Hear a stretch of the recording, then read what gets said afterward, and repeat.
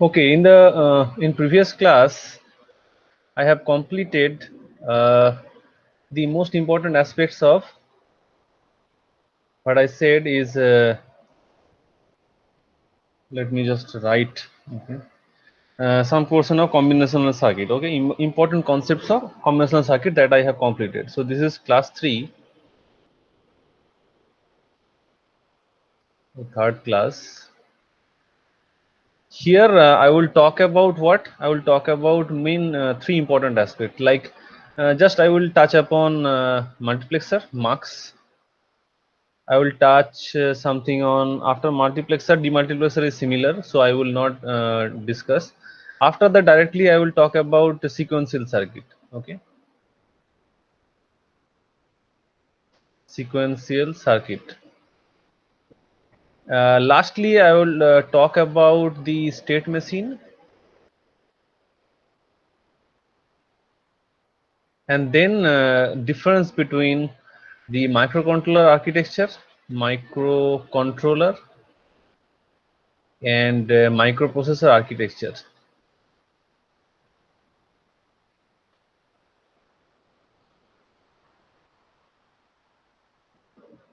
Okay, so this architectural point is the last topic that I want to discuss. Okay, so let's start from multiplexer.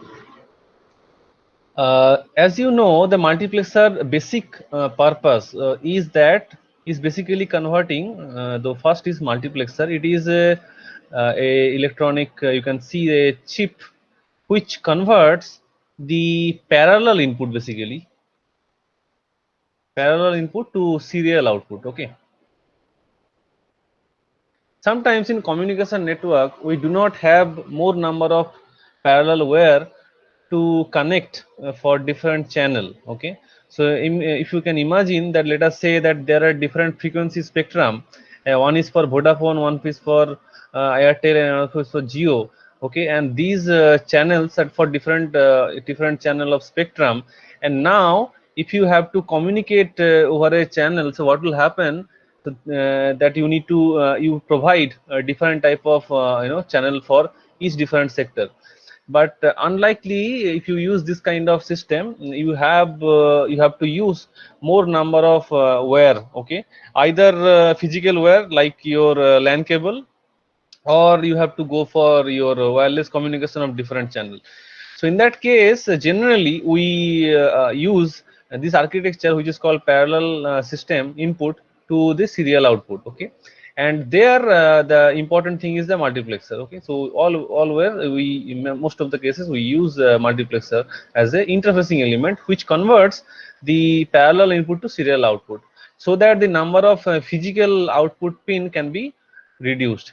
Again, at the receiving end, we can use a demux. Okay, so we can use a demux to just convert the serial input to the corresponding parallel output. So in that way, that the communication network, which is, let us say, for a physical communication or wired communication, there is a requirement of LAN. So this LAN cable can be, or number of LAN cable requirement can be reduced. Okay, so this is one aspect. Another aspect is that in microprocessor, or microcontroller architecture, we have more number of input output pin. Okay, maybe if you talk about interrupt, interrupt, you know, all interrupt signal why it is required in microprocessor. So interrupt maybe have different types: software interrupt, hardware interrupt. Let us say that in microprocessor I have INTR is the interrupt, another is that RST, let us say 5.4.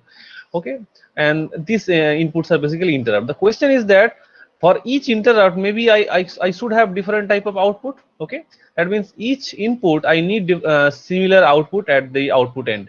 But the question is in the architecture, that I have a particular ALU, and for this ALU, if I have more number of this connection, okay, that means the ALU input connection is actually increasing. Okay, the number of input for the ALU or arithmetic logical unit should be increased, and this actually reduces the fan out or the efficiency of the particular data processing. Therefore, here also we do not use this architecture. We rather use that one multiplexer should be there. Okay, and this multiplexer will convert this number of interrupt or maybe the parallel input to a serial input. That serial input will go to ALU, and here we have inbuilt some kind of decoder So this decoder will decode and that will give you instruction to this ALU. Okay. So therefore, internal bus line can be minimized and VLSI design will be easier. Okay. So therefore, this is the importance of multiplexer. Now the question is that how do I use this multiplexer? Okay, what is the basic important equation that governs the operation of multiplexer? Let us say that I just want to use two input.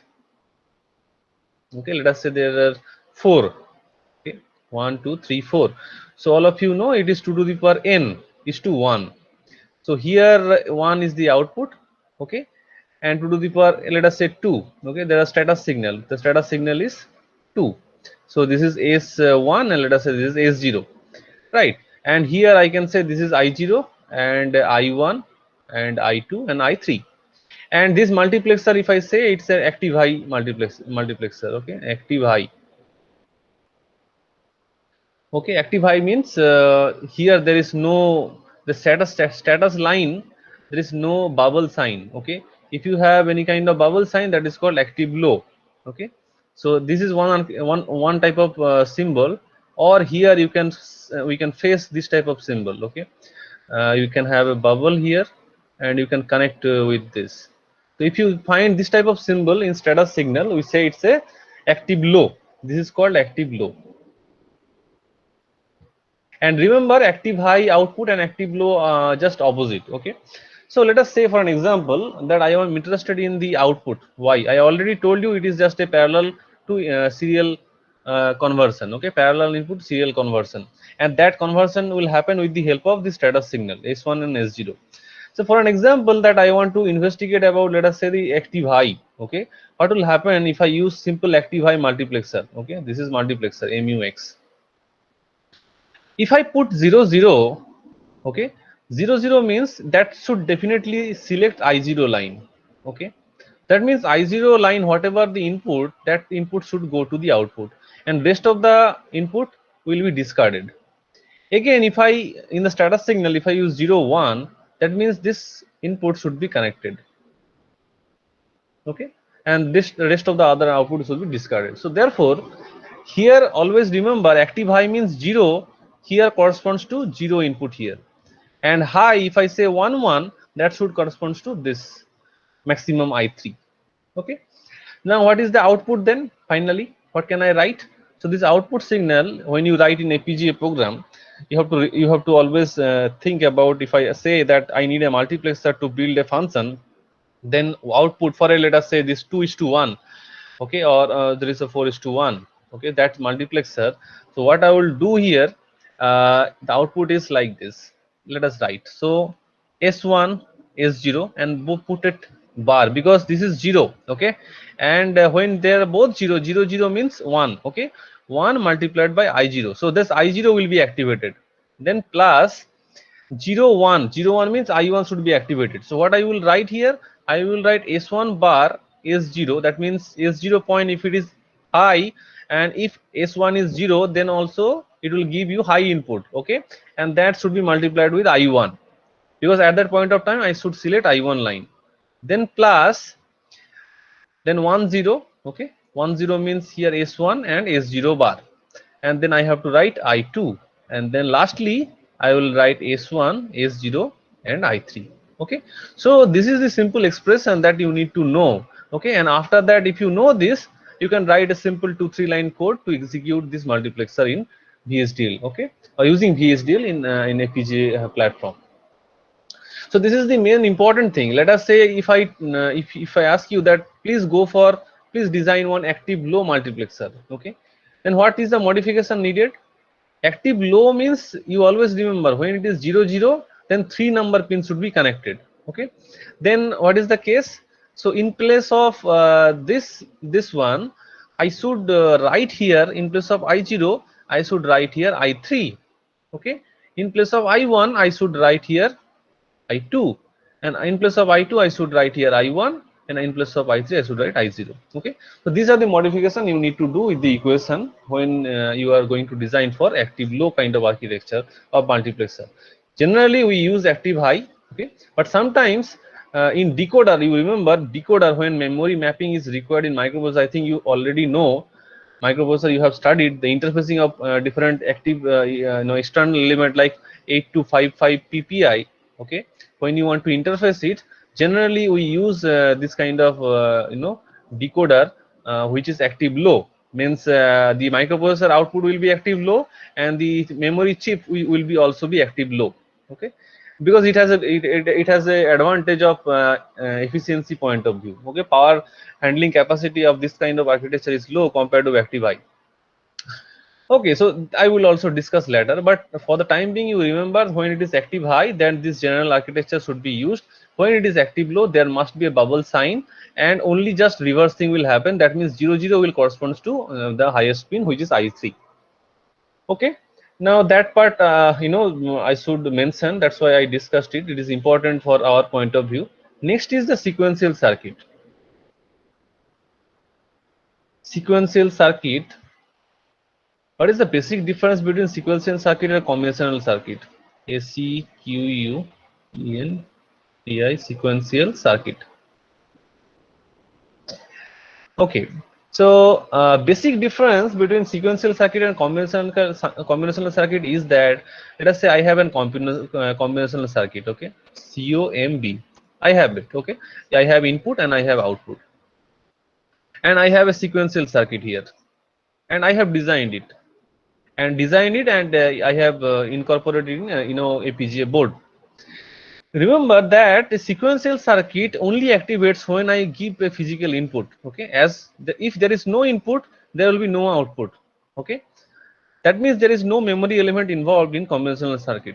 However, in case of sequential circuit, even if this input is absent, okay, is equal to 0, then also you will get an output. Okay, why? Because it has a memory element. So this memory element will give you the previous output. Okay, so in sequential circuit, the only advantage is that I can store the previous output as a memory, and which can be supplied to the output even if there is a absence in the input signal. Okay, this is one major advantage. Another advantage of sequential circuit is that the output is in the combinational circuit, output is not controlled. Okay, output will only activate whenever there is an activation of the input. Okay, but let us say, for an example here, in the sequential circuit, my input is 0 and memory is going to give you the output, but that output I do not want.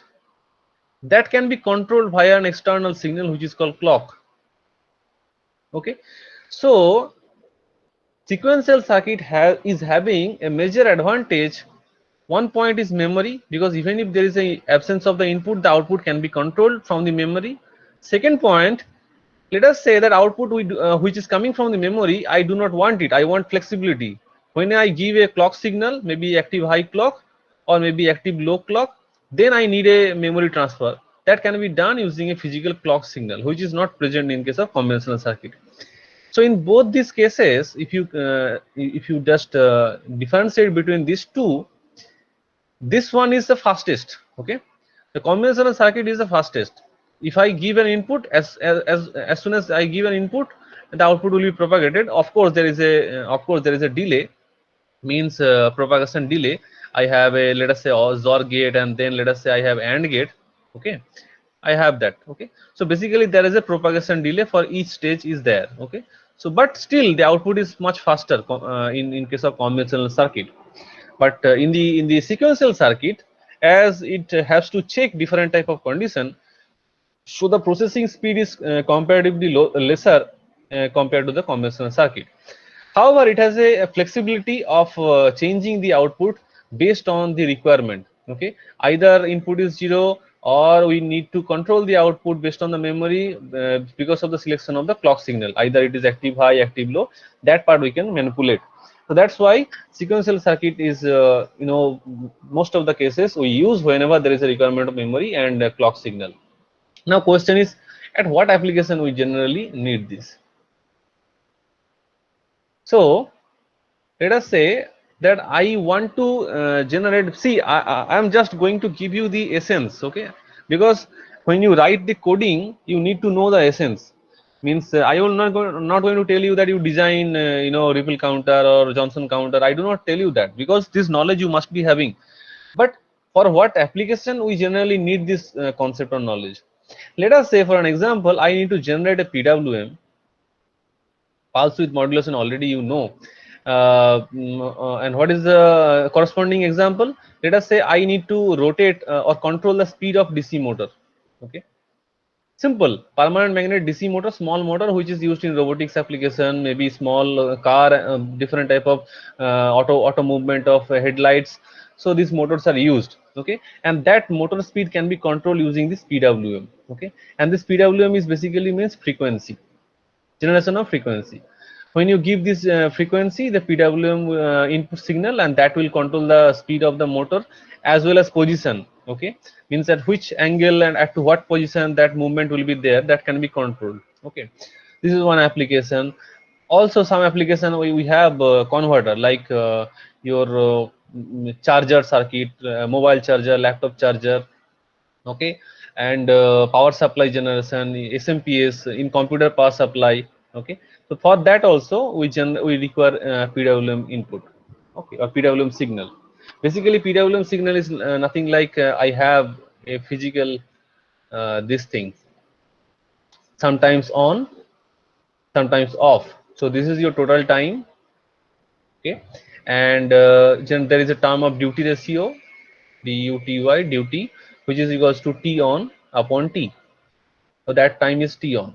Okay, so the duty ratio you can vary here. When I change the duty ratio, keeping the frequency constant, that means 1 by T. This time if I make constant, if I vary the T on time, then I can change the duty. Either I can increase it or I can decrease it. When I do that, what will happen? The speed of the motor and as well as position of the motor or angular position of the motor we can change. And for the power supply, when I will say about the laptop charger or mobile charger, that also we can control using this the duty. Here the duty can be adjusted either very minimum to the maximum. Okay, keeping the width of the time is constant. That means a constant frequency operation. Now the question is that I told you that constant frequency operation, I need a variation of the width. But physically how to generate it? The question is how to generate this type of signal. That can be generated from, you can see already, you know that F output equals to F input divided by, I am giving you an example, 2 to the power n. Which kind of sequential circuit is, will give you this kind of output? If you can remember, you already studied the digital electronics. You can say that F output, okay, what I actually want, is equal to F input by 2 to the power n. And what is F input? F input may be a clock signal. F input may be a clock signal. Okay, and that clock, you can argue that, sir, from where I am getting this clock? The responsibility of microprocessor or microcontroller is that it generates the internal, it has internal oscillator. Okay, so internal oscillator, and this oscillator actually is responsible to generate the internal clock for microprocessor or microcontroller. So these clocks are available, and that clock is connected to either, if you have a sequential circuit internally generated in the microprocessor, that clock is surrounded throughout the board. Okay, so this is called internally generated clock. Okay, in microprocessor or microcontroller, that is basically generated by a crystal oscillator. Sometimes you see there is a symbol, this kind of symbol, you can in your textbook, if you find this type of symbol may be there. Okay, so this type of box, and there are two input. Okay, they generally say this is a crystal oscillator. Okay, and this part is is responsible to generate the physical clock. Okay, so CLK, clock. Okay, this is called crystal oscillator. This type of symbol you can see in the textbook. So basically a crystal oscillator is an analog circuit. So this analog circuit is generating the clock signal, and that clock signal generally this may be of 1 megahertz. Okay, 20 megahertz. For different chip it different. Okay, so crystal oscillator frequency, how you can set it? By selecting the proper capacitor value and RC value. Okay, so this RC value, if you choose accurately, then you can generate the RC. If you use RC oscillator, if you use different type of oscillators are there. If you use RC oscillator, if you vary the capacitor and resistance, you can vary the frequency, okay, of the clock. Generally, in a board, microprocessor or microcontroller board, this clock frequency is fixed. You cannot vary it.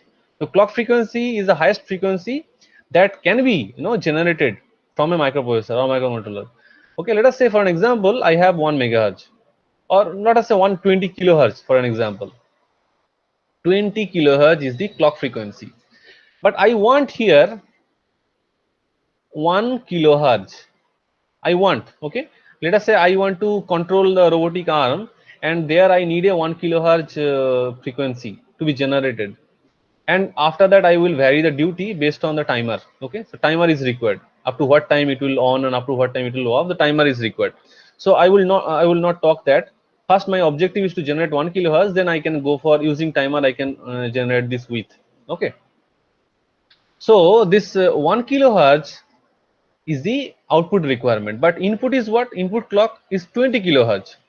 So you tell me that if input, so if I take if input equal to clock, same input if I take, divide by 2 to the power n, and that should be give you 1 kilohertz. And from there you can calculate. So I am writing for an example 20 kilohertz divided by 2 to the power n equal to 1 kilohertz. Okay, so just for an example, so kilo will cancel. Okay, so I can write 2 to the power n is equals to basically 20. This equation is coming, and for that what should be the value of n? What should be the value of n? Approximately 2 to the power 4 is 16, 2 to the power 5 is what? 32. So 32 is 2 to the power 5 and 2 to the power 4 is 16. But 16 I cannot use. Maybe I can go for 32. So n equal to 5 is actually required. Okay, because you cannot n cannot be fractional. Okay, you cannot, it cannot be fractional. So I will not choose n is not equal to 4. Definitely n equal to 5. The next higher I have to choose select. The meaning is that this is the ripple counter formula. I can use a ripple counter, and n equal to number of flip-flops required basically. Okay, so you can think of a circuit diagram which maybe asynchronous or synchronous, that is your choice what you want to do, but fundamentally you need a 5 flip-flop. Okay, and let us say there are T flip-flop, all are T flip-flop, let us say, and there is a common clock, and common clock, and there is an input, and that input will connect here, the output will connect here, and this is an asynchronous way of doing the code. Okay, let us say asynchronous kind of the counter. Okay, the ring counter, asynchronous ring counter. So in that case also, here this is your f input. Okay, so I can, what I can achieve here, so this f1 is will what? F input by 2. Okay, the next one will be what? F input upon what? 2 into 2 or 2 square. Next will be what? F input upon 2q. Here f input upon 2 to the power 4, and lastly f input upon 2 to the power 5. So you see, my idea is that I am giving the clock here, clock signal. Okay, and finally what you are getting at the output is this different type of frequency. If you want that frequency, you can use. If you want f in by to 4, that you can use.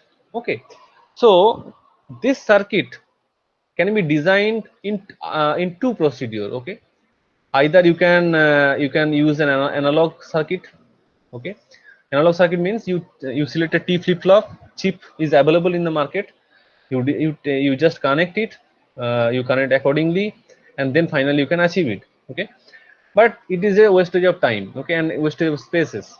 So rather, if you can understand the architecture, you can simply write a VHDL code to implement the same, and you can take the output, corresponding output, and use it in your application. Let us say I am happy with this f input by 2. Okay, you take this input. Okay, this this output you take, and then you take another input which is called the timer. Okay, timer I will discuss later. So timer you take, and then you just write a code, and that will give you the variable duty what I required for Excuse controlling me, the. sir. Yes, yes, tell me. So in the input side, we have given first is if input and another input is what, clock or what? F input, this F input I have And typed. Just there are two input in input side, Hmm, right? just a second. So you can see q of n plus 1 for a t flip flop equals to t XOR of qn. Okay. So there are two, basically one input. Okay. So for a t flip flop, I have written two. Okay, for to make you understand what physically, if you use a t flip flop, so t flip flop is having two input. Okay. So basically qn plus 7 equal to t, which is the current input, and then qn bar. Qn bar means what? Qn bar is the previous output, right? So this is your qn, and here it will be qn bar. This is your t flip flop. Now what I am suggesting here, the input will be clock, simple clock. Okay, that is no two. Okay, just for an example I am giving you here. So this is one input. Basically, if you use a t flip flop, only one input. If you have SR flip flop, two input. If you JK flip flop, two input. But I am using t flip flop, so that means only one input, right? So that can be done. And of course there is a preset and clear option is there. If you want to use clear and if you want to preset, that is a different thing. Okay, but generally the clock input I can use directly and the t part, and this output I will just connect to the another one, another t, right?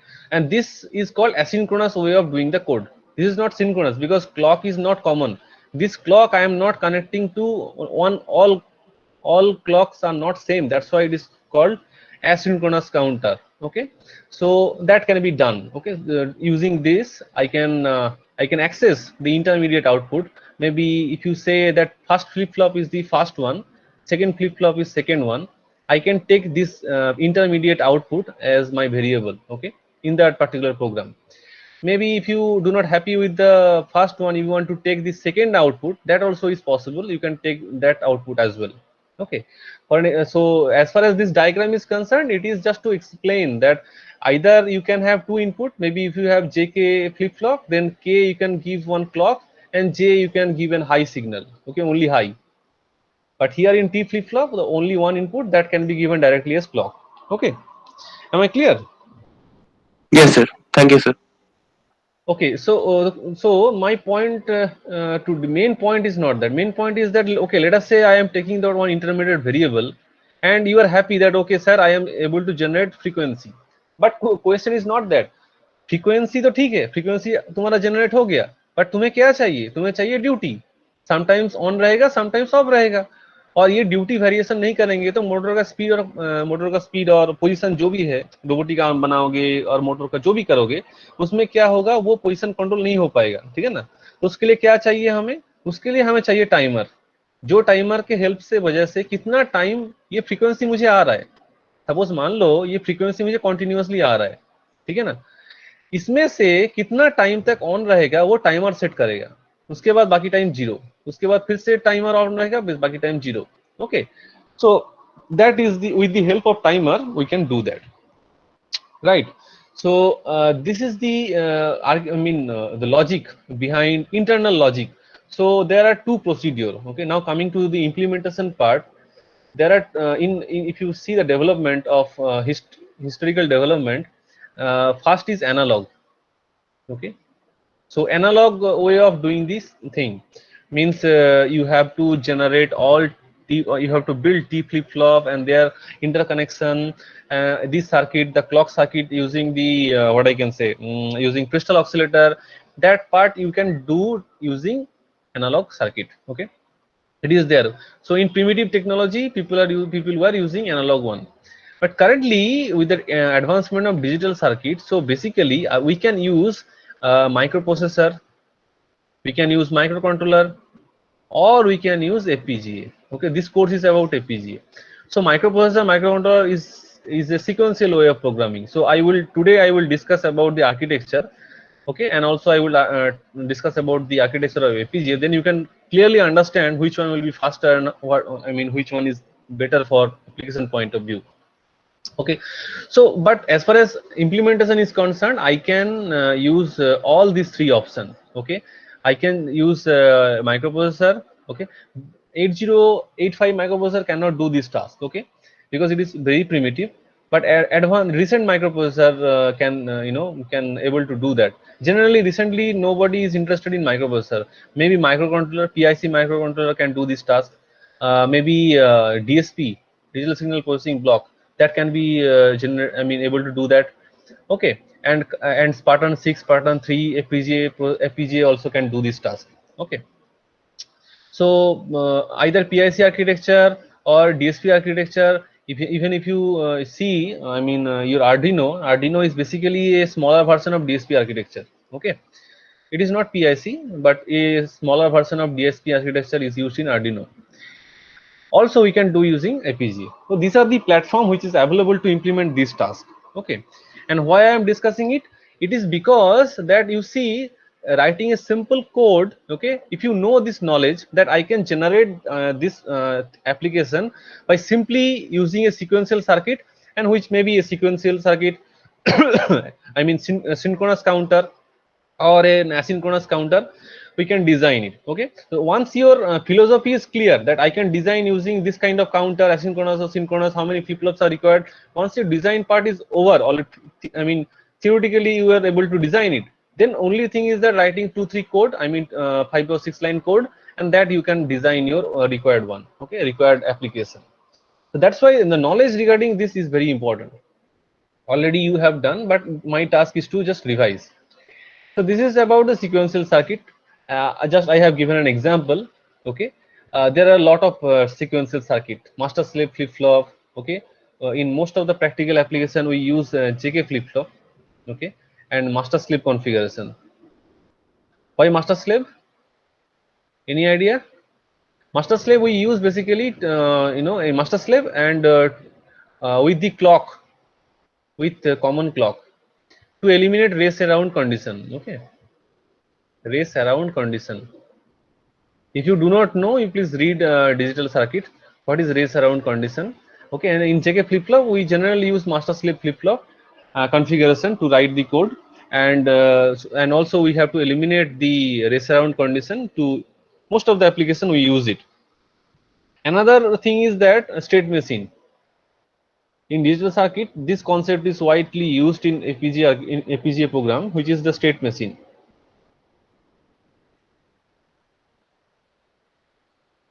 Okay, state machine. Anyone having any idea about state machine? What is the state machine? Anyone?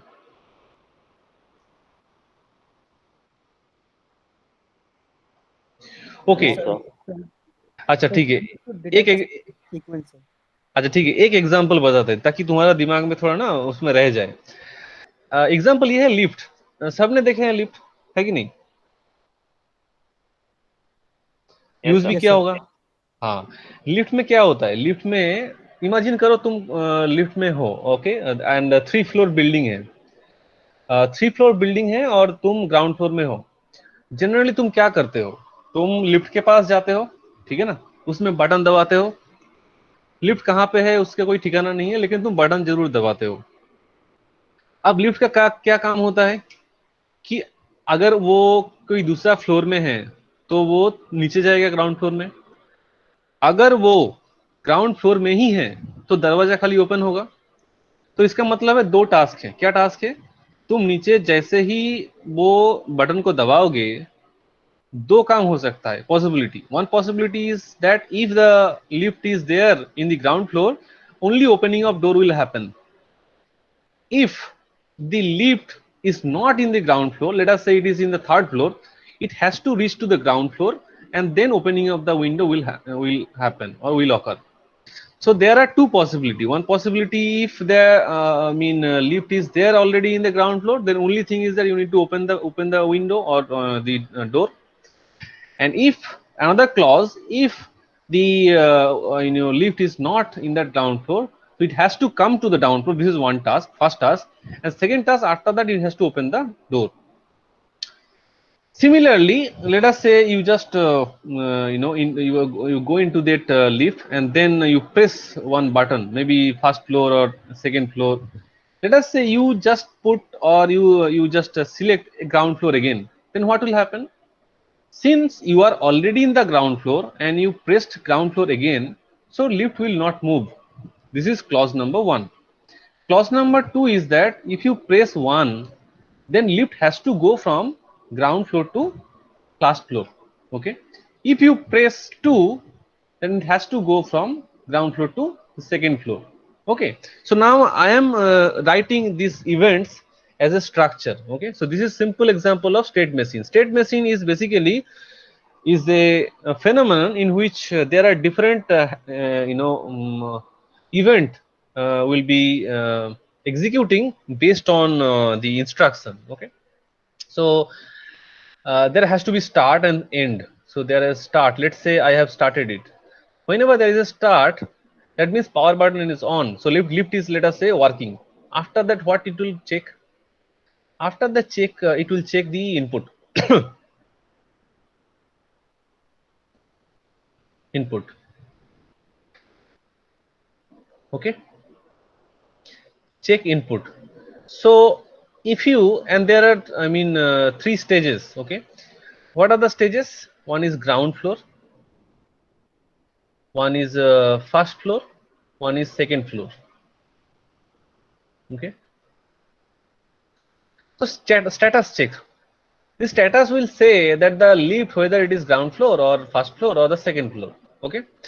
So let us say that the status, and they are already interlinked. Either it can go from here to here or here to here, either here to here or here to here. Okay. So they are basically information sharing.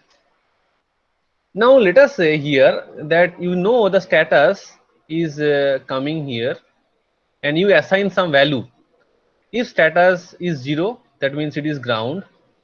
If his status is 1, that means it is it is not in the ground, but it is just transiting or maybe from other thing. Okay.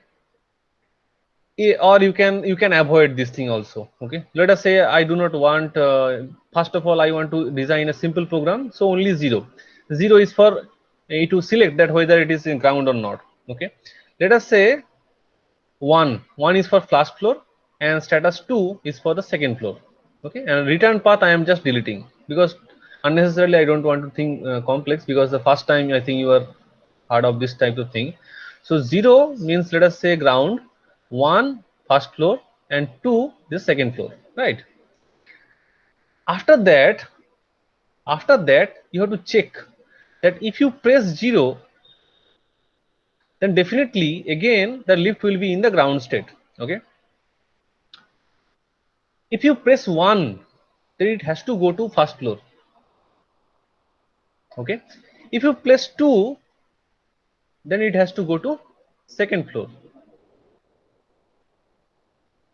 Now let us say that okay, we are now in the first stage. Okay. Or the lift is in the first floor. Okay. And then you press 1 again, then it will remain in the same stage. If you press 0, then it has to go to ground floor. If you press 2, it will has to go to the second floor, right? Again, when you are in the second floor, if you press 2, it will be in the same floor. If you press 1, okay, let me just take different color, yellow, not this saffron color. Okay, so it will has to go from second to 1 by pressing 1. If you press 0, it has to go to this. Okay, right? So this is the architecture which is commonly known as state machine. Okay. Generally, if you are an designer, let us say you are working in a company or chip manufacturing company, maybe Motorola, or this kind of chip manufacturing company. So all their projects are basically like this. They have this kind of state machine. The customer will provide that. Okay. And as a coder or writing a code, which is the embedded coder or embedded engineer, so what they do, they generally implement this requirement based on their architecture. Okay, so this is the problem statement. Okay, and that problem statement we can solve. There are three ways: either you can use DSP processor or you can use the FPGA. Okay, so nowadays FPGA is mostly used because it has very power efficient and very fast acting. Okay, no delay, and then that execution time is very low, and there is no hang. Hang means if you see the failure rate, okay, in out of 100 times in DSP processor you can have 3 to 4 times glitch. Glitch means sometimes you have heard that, okay, the lift is stopped between first floor and the second floor. Okay, in that case there is a emergency button should be there. Okay, that clause should be there, emergency button. That button will bring the lift to the previous floor and open the gate. So generally, if you use a DSP kind of processor, out of 100 times, 3 to 4 times failure will happen. But you think of a high-rise building where we have 30 to 40 floor, okay, and there is a risk of 3 to 4 times. So that is a very dangerous thing. So in that case, generally, all the manufacturers like Kone, Tio, Eni, Kone, or maybe Johnson, all the lift manufacturing company generally use this kind of FPGA architecture where the failure rate is zero. Okay, there is no failure rate at all because FPGA is nothing but a circuit. Okay, only thing is there a power failure, means let us say the start is already failed. That means power is not coming. In that case, FPGA board will off. Okay, but still there is a battery. The battery can provide that power to the board, and sometimes it can operate using DG. Okay, that is a different aspect. But generally, if there is a power failure, that FPGA will fail. Otherwise, there is no chance that FPGA will fail, like your DSP. Okay, so I hope you understand what I want to mean about the state machine. State machine is just this is for one lift example. It may be other application as well. So basically, what is the user interface, like what the user actually want? Based on we want to change different state. Okay, and that state will be synchronously moving. Okay, it is an infinite loop.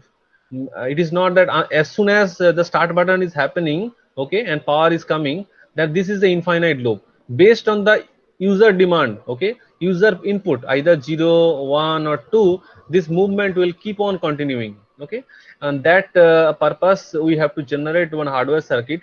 Either you can design your analog circuit, no problem, the cost will be very low, but if something goes wrong, then your lift will be just inoperative for a longer time.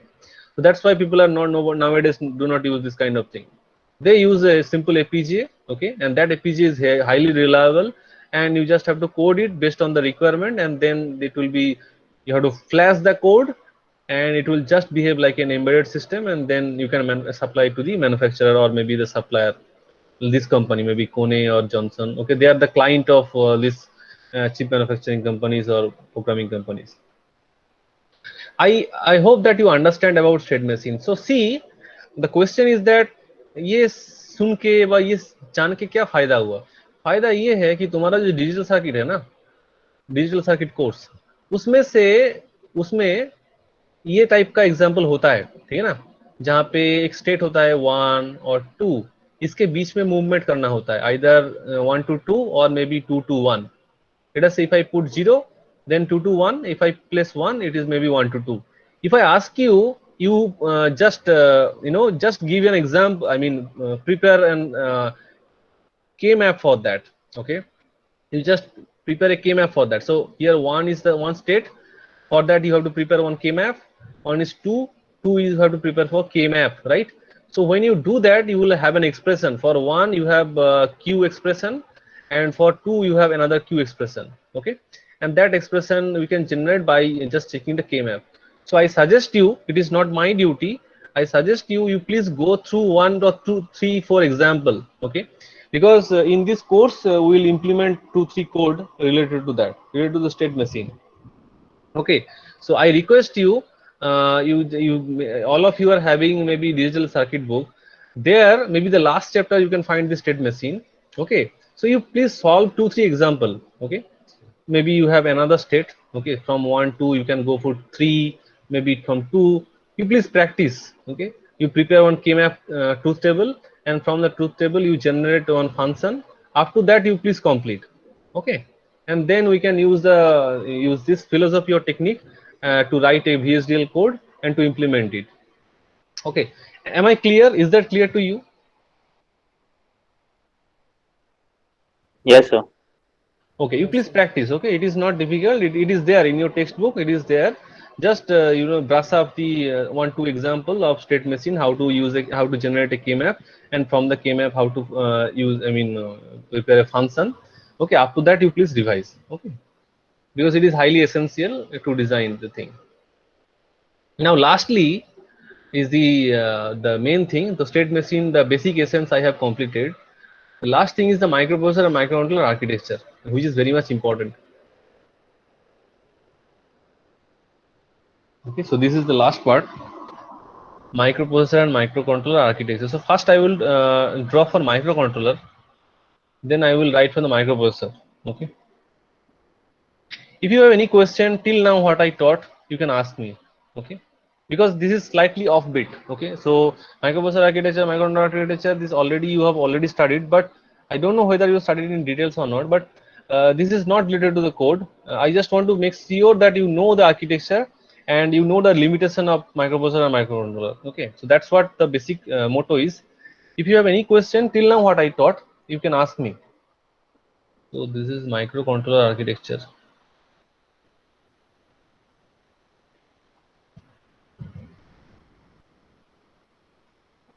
Architecture. Any doubt you have? So I'm proceeding to architectural part. Any doubt you can ask me. Is it clear to you up to that what I just discussed now? Yes, sir, it's clear. Okay, so the architecture of a microcontroller. Anyone of you, can you tell me that what is the basic unit of microcontroller? Basic unit, because all of you are having some experience. So you remember there are 4 5 basic units. Okay, so you see, if I draw the entire architecture now, it will take a lot of time.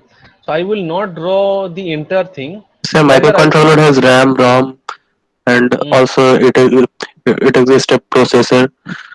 mm, It can store data. Like it works as a small computer. Like we can mm, say it is a small computer, whereas microprocessor cannot store data. It has a we can connect other input output port for microprocessor. But whereas in microcontroller inbuilt ports are there. very good, very good, very good. Okay, very good. So you mentioned everything. Okay, so I have to just brush it up. You just forgot one important thing, which is CPU. In the microcontroller, another main important thing is the CPU. Okay, and in microprocessor, is the ALU. Okay, arithmetic logical unit, ALU. So in case of microprocessor, it is ALU, and it is microcontroller is CPU. Okay, this is the difference. I mean, other difference as well. You are just whatever said, it is absolutely correct. Okay, this is another thing. The CPU is there, and let me draw, and slowly you can understand.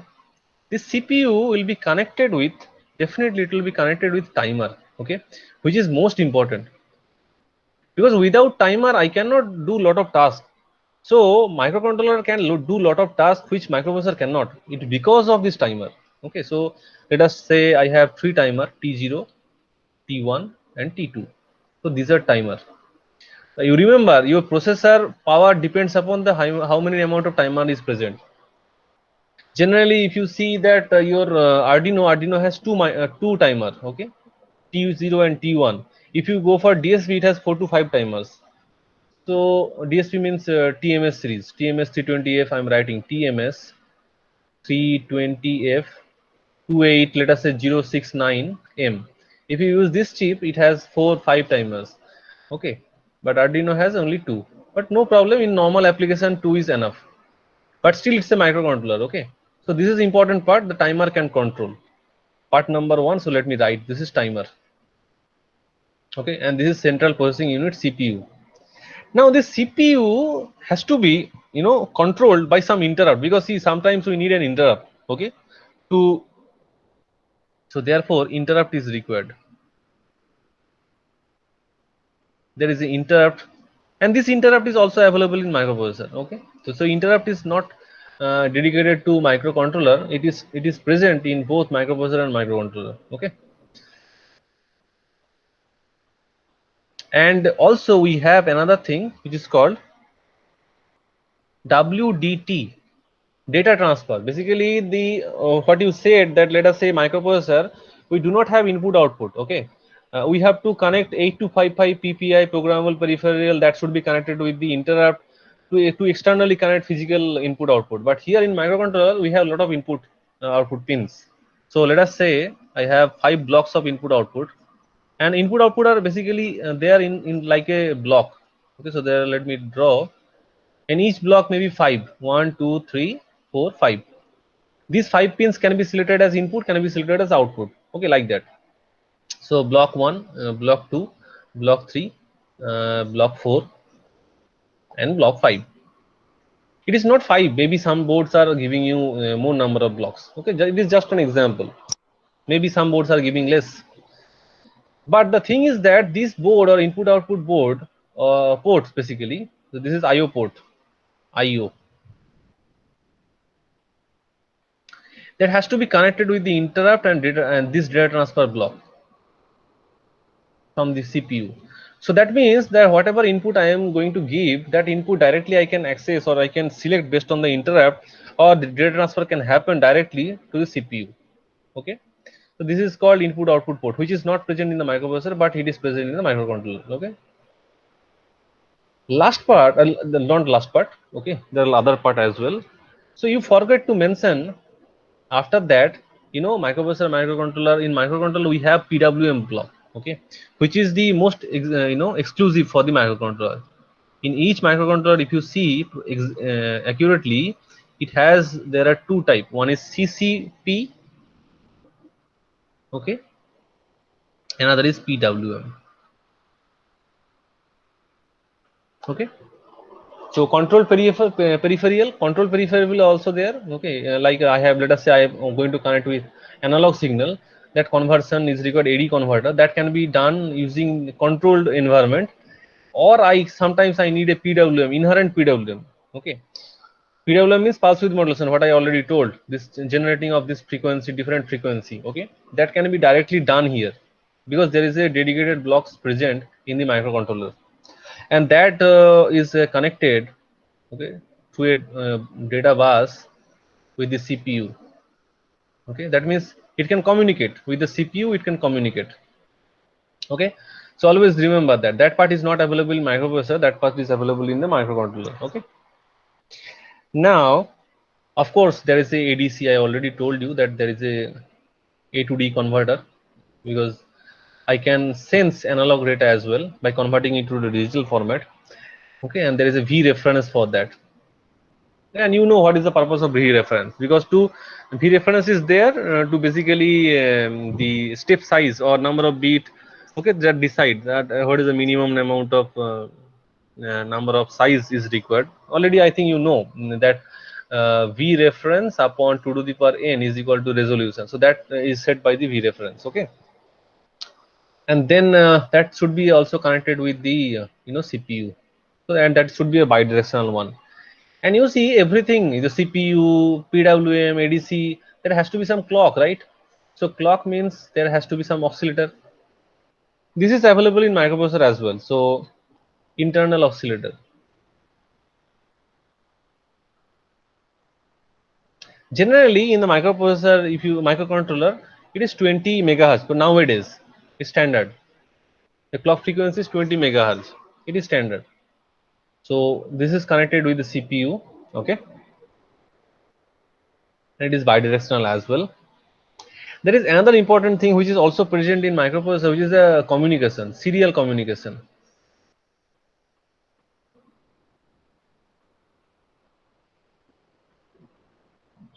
So this is not exclusive to microcontroller, it is also available in microprocessor, okay. So we can have a serial data input, SDI, or we can have user USART, that is also there. Now, apart from that, we have already told like your RAM and ROM, that part also is available. So let us first consider this memory part. So first I will write a RAM. RAM part is generally it is a higher side. So 368 around KB is available in most of the microcontroller nowadays. And we have the programming memories, which is the best part, which is not that good in case of microprocessor.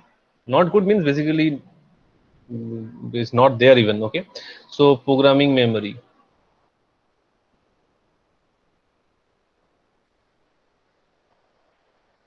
Okay, and size is good. Size is 8K around. And there is another important which I can store something which is can electrically erasable RAM. So EROM, EPROM.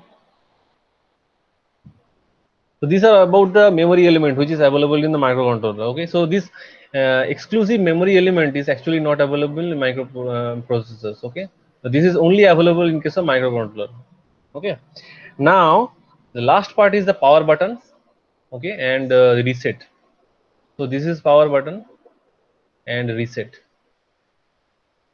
Okay, so this is the general or common architecture which we generally use, and always remember that is 25 milliampere is the current requirement.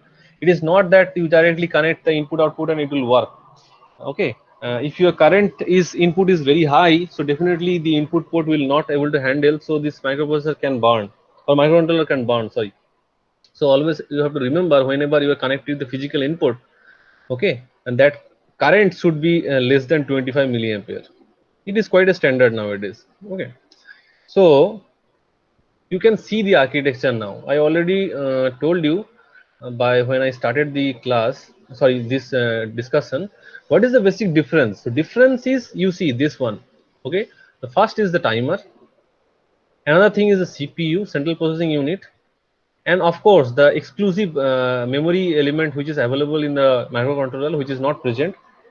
Along with, you see this one, the PWM blocks, which is also not present in microprocessor, and of course ADC part we can interface in microprocessor as well, so I will not take it as an exclusive part.